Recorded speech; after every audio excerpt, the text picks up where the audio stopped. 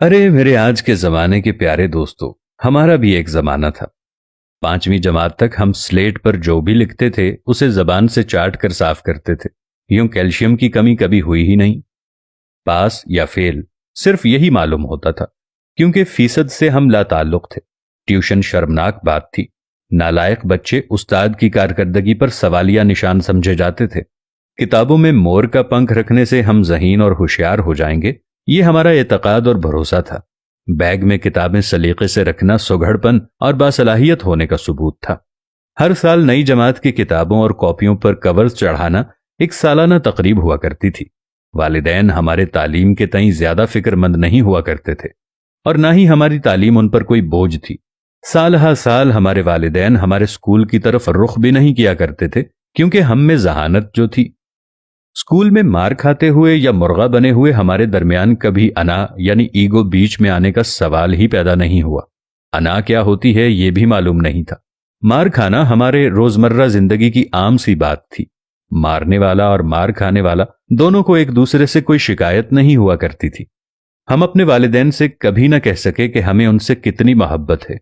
ना बाप हमें कहता था, क्योंकि आई लव यू कहना तब तक राइज नहीं था और हमें मालूम भी नहीं था, क्योंकि तब मोहब्बतें जबान से अदा नहीं की जाती थीं, बल्कि सचमुच हुआ करती थी।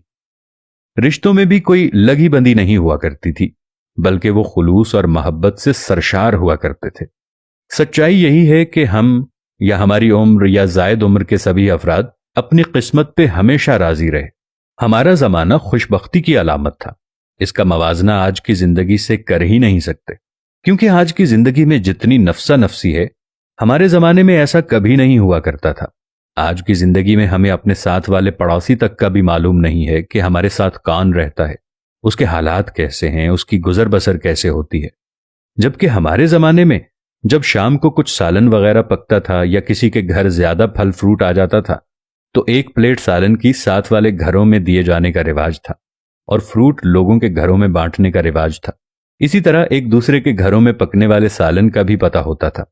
आज हमें यह भी मालूम नहीं है कि कौन कितने बहन भाई हैं और उनके क्या क्या दोस्त अहबाब हैं, जबकि पहले हमें दोस्तों के दोस्तों तक का भी मालूम होता था।